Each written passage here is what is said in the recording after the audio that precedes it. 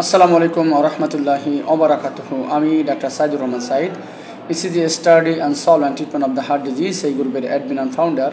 মাদারীপুরবাসীর জন্য চিকিৎসা সেবা এই গ্রুপের অ্যাডমিন অ্যান্ড ফাউন্ডার। শনিবার থেকে বৃহস্পতিবার পর্যন্ত রোগী দেখি আসমত আলী খান সেন্ট্রাল হাসপাতাল, মাদারীপুর সদর, মাদারীপুর 315 নম্বর রুম, 3য় তলা।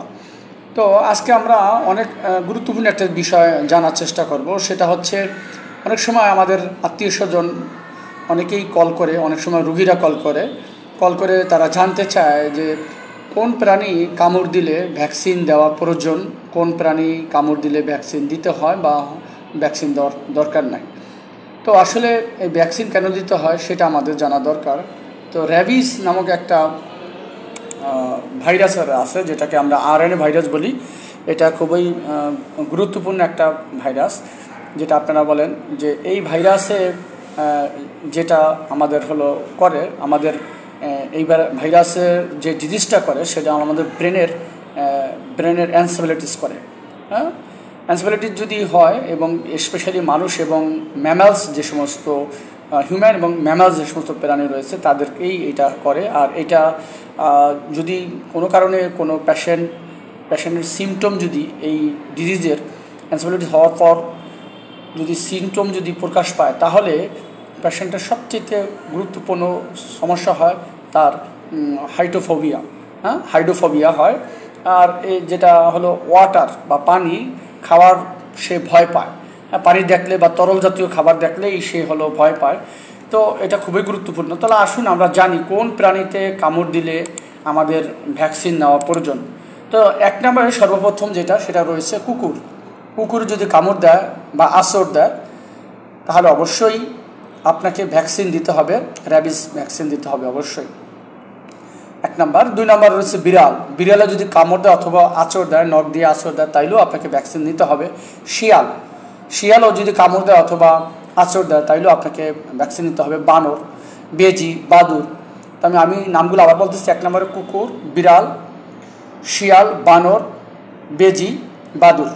এই প্রাণী যদি কোনো কারণে কামড় দেয়, তাহলে এই প্রাণী যদি আক্রান্ত থাকে, সে যদি র্যাবিস দ্বারা আক্রান্ত থাকে, তাহলে এর লালার মাধ্যমে রক্তের সংস্পর্শে এসে সেটা পেরিফেরাল নার্ভাস সিস্টেম থেকে সেন্ট্রাল নার্ভাস সিস্টেমের মাধ্যমে চলে যায়। এটা অনেক সময় সুপ্ত অবস্থা থাকে, 1 থেকে 2 মাস বা 3 মাস পর্যন্ত অনেক সময় সুপ্ত অবস্থা থাকতে পারে। অনেক সময় সিমটম প্রকাশ পায় না, কিন্তু পরবর্তীতে প্রকাশ পায়। 1 মাস থেকে 3 মাস পর্যন্ত সাধারণত মোস্টলি এই সিমটমগুলো প্রকাশ পায়। অনেক কোনো ক্ষেত্রে 1 বছর বা 2 বছর বা আরও বেশি সময় লাগতে পারে। তবে সবচেয়ে বেশি হলো যেটা সিমটমগুলো আর্লি যেটা হয়, সেটা খুব দ্রুতই সেটা হয়। সেটা সাধারণত 2 মাস বা 3 মাসের ভিতরে এই সিমটমগুলো প্রকাশ পায়। তাহলে এই সমস্ত প্রাণী কামড় দিলে অবশ্যই দ্রুত আপনার নিকটস্থ মেডিকেল কলেজ হাসপাতাল অথবা থানা স্বাস্থ্য কমপ্লেক্স হাসপাতাল অথবা সদর হাসপাতালে যাওয়া উচিত এবং দ্রুত ভ্যাকসিন দেওয়া উচিত। যদি ভ্যাকসিন না দেয়, তাহলে পেশেন্ট খুব দ্রুত এই রোগ এর যে প্রবলেমটা করে, এনসেফালাইটিস করে ব্রেনের, এর ফলে সে পেশেন্টের যে বিহেভিয়ার সে পরিবর্তন হয়ে যায়। সে তরল জাতীয় খাবার সে খাইতে পারে না এবং পেশেন্ট একেবারে খারাপ হয়ে যায়। ইভেন এই রোগ যদি সিমটম যদি দেখা যায়, 100% পেশেন্ট কিন্তু মারা যায়। এটা অনেকে অবহেলা করে যে না, আসলে বিড়ালে একটু আঁচড় দিছে, কি দরকার, কিছু দরকার নাই। তো এই বিড়াল কামড় দিলে অথবা আঁচড় দিলে, কুকুর কামড় দিলে বা আঁচড় দিলে, শিয়াল, বানর, বেজি, বাদুড় এগুলো কামড় দিলে দ্রুত অবশ্যই সবচেয়ে ক্ষারযুক্ত সাবান, যেটা আমরা কাপুর খাজার সাবান বলি, যেমন 570 সাবান, কসকো সাবান, এই জাতীয় সাবানগুলো দিয়ে, কাপুর খাসার বা সোডা, এইটা দিয়ে একটানা 20 থেকে 30 মিনিট আমাদের অবশ্যই ওই ক্ষত স্থানটা ভালো মতো ধুতে হবে, যাতে ওই জীবাণুর লালার মাধ্যমে না ছড়াই যেতে পারে। এটা যদি এইটা খুব গুরুত্বপূর্ণ। এরপরে যেটা করতে হবে, দ্রুত আপনার নিকটস্থ থানা স্বাস্থ্য কমপ্লেক্সে যেতে হবে এবং ভ্যাকসিন দিয়ে নিতে হবে। ইন্টারন্যাশনাল বিভিন্ন গাইডলাইন রয়েছে, সেই অনুযায়ী তারা ভ্যাকসিনটা দেয়। আর যে সমস্ত প্রাণী কামড় দিলে ভ্যাকসিন দেওয়ার প্রয়োজন হবে না। আচ্ছা, আমরা এটার সমস্যা যেটা করে সেটা হলো, এই পেশেন্ট যদি কামড় দেয় তাহলে হাইড্রোফোবিয়া হয়। পেশেন্ট কিন্তু পানি আর গিলতে পারে না, পানির হ্যাঁ, বা তরল জাতীয় খাবার সে গিলতে পারে না। আমরা একটা ভিডিও দেখাবো, এই ভিডিও দেখলে আপনি বুঝতে পারবেন। দেখেন, এই যে তার হাতে পানি দেওয়া হয়েছে, সে কিন্তু পানি খাইতে পারতেছে না। দেখেন, এটা কিন্তু সে খাইতে পারতেছে না। দেখেন,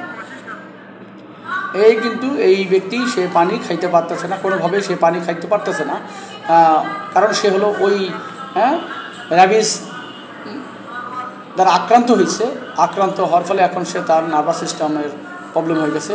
এই যে দেখুন, সে আর পানি কিন্তু খেতে পারতেছে না। সুতরাং এটা কিন্তু অত্যন্ত জরুরি আমাদের জন্য। আমাদের আত্মীয় স্বজনদের অবশ্যই জানা দরকার যে সমস্ত প্রাণী কামড় দিলে অবশ্যই আমাদের ভ্যাকসিন দেওয়া দরকার। তার ভিতরে কুকুর, বিড়াল, শিয়াল, বানর, বেজি, বাদুড়, এবং যে সমস্ত প্রাণী কামড় দিলে ভ্যাকসিন দেওয়ার প্রয়োজন হয় না, সেইটার ভিতরে 1 নম্বর রয়েছে হলো 1 নম্বরে যেটা রয়েছে সেটা হচ্ছে ইঁদুরে যদি কামড় দেয় তাহলে কোনো ভ্যাকসিন দেওয়ার প্রয়োজন হবে না। কাঠবিড়ালি পাওয়া যায়, হ্যাঁ, এইটা যদি কামড় দেয় ভ্যাকসিন দেওয়ার প্রয়োজন হবে না। অনেক সময় মানুষকে কামড় দেয়, তাতেও কোনো ভ্যাকসিন দেওয়ার প্রয়োজন হবে না। খরগোশ, গুই সাপেও যদি আপনার কামড় দেয় তাইলেও আপনার ভ্যাকসিন দেওয়ার প্রয়োজন হবে না। অনেক সময় বলে যে আমার তো অনেক মহিলারা, বিশেষ করে মা বোনরা যারা আছে, যারা বলে আমার পেটে তো বাচ্চা আছে, এই অবস্থায় কি আমি ভ্যাকসিন নিতে পারবো? হ্যাঁ, অবশ্যই আপনি পেটে বাচ্চা থাকা অবস্থা অবশ্যই ভ্যাকসিন নিতে পারবেন। অনেক সময় দেখা যায় যে ভ্যাকসিন যে নিতে দেরি করে, তো এইটা কিন্তু মারাত্মক ক্ষতি হয়ে যাবে। সুতরাং দ্রুত ভ্যাকসিন নিয়ে দেবেন। অনেক সময় দেখা যায় যে আমাদের গরু, তাকে কুকুরে কামড় দেয়, তো সেই গরুর যেই দুধ, সেই দুধ কি মানুষ খেতে পারবে? হ্যাঁ, অবশ্যই এটা খেতে পারবে। তাহলে সুতরাং যে সমস্ত জিনিস দ্বারা এই রোগটা ছড়ায় তার ভিতরে সবচেয়ে হলো আমরা জানি র্যাবিস। তাহলে এই র্যাবিসের অ্যাগেনস্টে আমাদের অবশ্যই ভ্যাকসিন দেওয়া দরকার। খুব দ্রুত ভ্যাকসিন দেব, এই তথ্যটা খুবই জরুরি। তথ্যটা আমরা নিজে জানি এবং অপরকে জানানোর জন্য ভিডিওটা শেয়ার করতে পারি। আশা করি এই টপিকটা আপনার জন্য খুবই গুরুত্বপূর্ণ। ধন্যবাদ সকলকে। ভালো লাগলে ভিডিওটি শেয়ার করুন। আসসালামু আলাইকুম ওয়া রাহমাতুল্লাহি ওয়া বারাকাতুহু।